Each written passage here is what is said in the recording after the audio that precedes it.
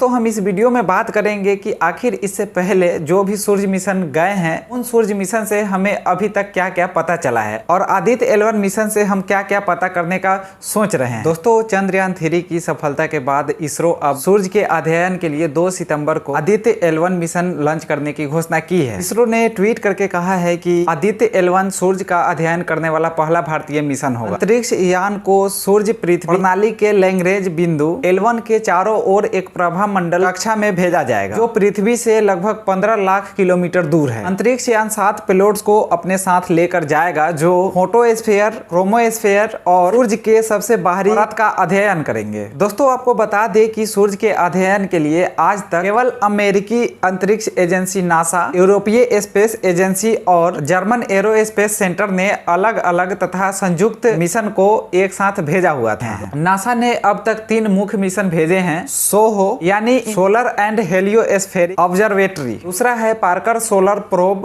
और तीसरा है आइरिस यानी इंटरफेस रीजन इमेजिंग स्पेक्ट्रोग्राफ। इसके अलावा भी नासा ने अन्य सूर्य मिशन भेजे थे। दोस्तों आपको बता दें कि सोहो मिशन को अमेरिका का नासा और यूरोपीय स्पेस एजेंसी दोनों ने मिलकर एक साथ संयुक्त रूप से भेजा था। आपको बता दें कि पार्कर सोलर प्रोब 4 साल से सूर्य की सतह के सबसे करीब जाकर उसका चक्कर लगा रहा है और जो मिशन आइरिस है वह सूर्य की सतह का सबसे बेहतरीन इमेज लेने का कोशिश कर रहा है। दोस्तों आपको बता दें कि सूर्य के अध्ययन में अभी तक का सबसे बड़ा मील का पत्थर साबित हुआ है नासा का पार्कर सोलर प्रोब मिशन, जो सूर्य के सबसे करीब पहुंचने वाला एकमात्र मिशन है। दोस्तों तो आइए इस वीडियो में हम जानते हैं कि सूर्य को लेकर अभी तक के कुछ खास मिशनों और उनके उपलब्धियों के बारे में। दोस्तों आपको बता दें कि नासा ने 14 दिसंबर 2021 को ऐलान किया था कि पार्कर सोलर प्रोब सूर्य के ऊपरी वायुमंडल से होकर के गुजरा था जिसे कोरोना कहते हैं। उसने वहां के आवेशित कणों के नमूने लिए और सूर्य के चुंबकीय क्षेत्र की जानकारी जुटाई। नासा ने दावा किया कि यह पहली बार हुआ है कि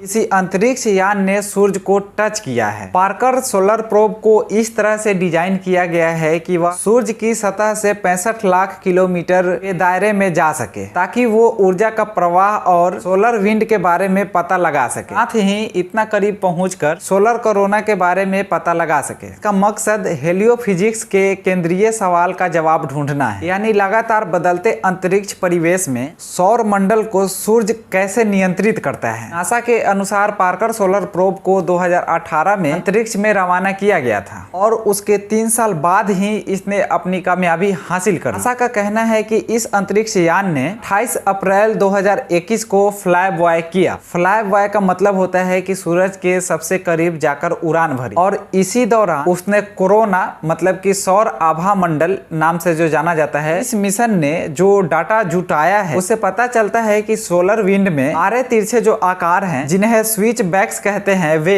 अपवाद नहीं बल्कि कॉमन हैं। दशकों तक वैज्ञानिकों का मानना रहा है कि ये सूर्य के ध्रुवीय इलाके में ही आरे तिरछे आकार में सीमित रहते हैं, लेकिन इस नई जानकारी ने एक नया सवाल खड़ा किया है कि ये आते कहां से हैं। नासा के हेडक्वार्टर में जो इस प्रोग्राम के हेड एग्जीक्यूटिव है उन्होंने बताया कि ये बहुत उत्साहजनक है कि हमारे टेक्नोलॉजी पार्कर सोलर प्रोब को सूरज के इतने करीब ले जाने में सफल रही और वहां से इसे लौटाने में भी कामयाब रही। उन्होंने कहा कि अब हमें इस बात का इंतजार है कि आने वाले समय में हमारा मिशन जब सूरज के और करीब जाएगा और क्या क्या जानकारियां हासिल होती हैं। वैज्ञानिकों को उम्मीद है कि नया डेटा वैज्ञानिकों को सूरज के उस हिस्से के बारे में अध्ययन करने में मदद करेंगे जो कोरोना के अत्यधिक गर्म होने के लिए जिम्मेदार हैं और जो सोलर विंड को सुपरसोनिक स्पीड में फेंकता है। इस तरह के अध्ययन से अंतरिक्ष के कठोर मौसम को समझा और अनुमान लगाया जा सकता है, जिसके वजह से पृथ्वी पर दूर संचार और सैटेलाइट पर असर होने की आशंका होती है। दोस्तों आपको बता दें कि सोलर ऑर्बिटर को यूरोपियन स्पेस एजेंसी ने नासा के मदद से बनाया है। इसका मकसद भी हेलियोफिजिक्स का बारीक से अध्ययन करना है। इसे 9 फरवरी 2020 में अंतरिक्ष में छोड़ा गया था और 7 साल तक इसके काम करते रहने की संभावना है। सोलर ऑर्बिटर ने 30 मार्च 2022 को सूर्य के सबसे नजदीक का वीडियो बनाया, इसे यूरोपियन स्पेस एजेंसी ने जारी भी किया है और अभी आप उसे स्क्रीन पर देख रहे हैं। स्पेस एजेंसी के मुताबिक ये सूर्य के दक्षिणी ध्रुव से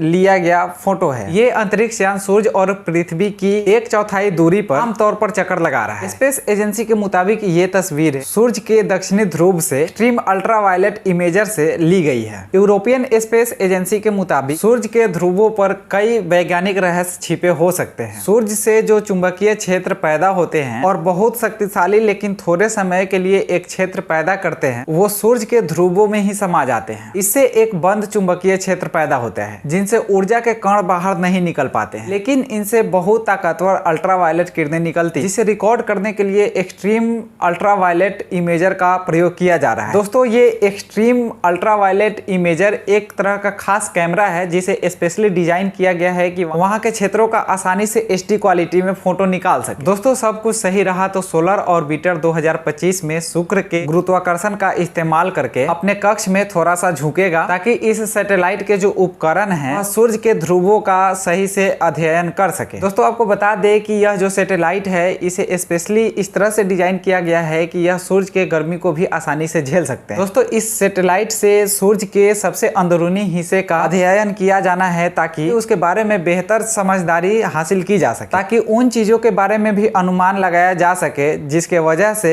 पृथ्वी पर जीवन संभव है। यूरोपियन स्पेस एजेंसी का कहना है कि यह अपने तरह का पहला ऐसा सैटेलाइट है जो सूर्य के ध्रुवीय इलाके का क्लोजअप तस्वीर ले सकता है। सोलर ऑर्बिटर सौर आंधी बनने की प्रक्रिया का सबसे गहन तरीके से अध्ययन करेगा। दोस्तों, आपको बता दें कि नासा के वेबसाइट पर जो जानकारियां दी गई हैं उसके अनुसार सूर्य हमारे सौर मंडल के केंद्र में स्थित हाइड्रोजन और हीलियम से युक्त एक तारा है जिसकी उम्र लगभग 4.5 अरब है। यह पृथ्वी से लगभग 15 करोड़ किलोमीटर दूर है। दोस्तों, ये हमारे सौर मंडल का सबसे बड़ा तारा है। दोस्तों, आपको बता दें कि सूर्य का आयतन पृथ्वी के आयतन से लगभग 13 लाख गुना बड़ा है और इसका गुरुत्वाकर्षण ही पूरे सौर मंडल को अपनी कक्षा में बनाए रखता है। ये भी कहा जा सकता है कि इसके चारों ओर बड़े से बड़े पिंड से लेकर किसी अंतरिक्ष यान के एक छोटे से हिस्से को अंतरिक्ष में एक कक्षा में बनाए रखने के लिए सूर्य के गुरुत्वाकर्षण की बहुत बड़ी भूमिका होती है। दोस्तों, आपको बता दें कि सूर्य में अधिकतम तापमान उसके केंद्र में होता है जहां का तापमान 1.5 करोड़ डिग्री सेल्सियस होता है। दोस्तों, अब आप अनुमान लगाइए कि आप 50 डिग्री सेंटीग्रेड तापमान में झुलस जाते हैं और निकलने से बचते हैं, और अगर आपको इतना डिग्री सेंटीग्रेड तापमान में डाल दिया जाए तो क्या हो सकता है। सूर्य से बहुत ताकतवर आवेशित कण अंतरिक्ष में प्रवाहित होते हैं जो पूरे सौर मंडल के अंतरिक्ष की प्रकृति को बदल देते हैं। सूर्य से निकलने वाली रोशनी को 15 करोड़ किलोमीटर दूर पृथ्वी पर आने में लगभग 8 मिनट का समय लगता है। सूर्य की सतह चूंकि पृथ्वी की तरह ठोस नहीं है और यह हाइड्रोजन और हीलियम के मिश्रित गैसों का एक गोला है, इसलिए अलग अलग जगह पर इसकी अलग अलग रफ्तार होती है। सूर्य अत्यधिक गर्म और आवेश युक्त कणों के गैस से बना हुआ है जिसे हम प्लाज्मा कहते हैं। सूर्य की ऊपरी सतह फेस्टोस्फीयर, इसके ऊपर क्रोमोस्फीयर और कोरोना होता है। यहीं पर परमाणु फ्यूजन से विशाल विस्फोट होते रहते हैं और इसके ऊर्जा से युक्त कण पृथ्वी पर पहुंचते हैं। सूर्य के चारों ओर धूल के कई घेरे मौजूद हैं जिन्हें सोलर डस्ट रिंग कहते हैं, जिनसे अनुमान लगाया जाता है कि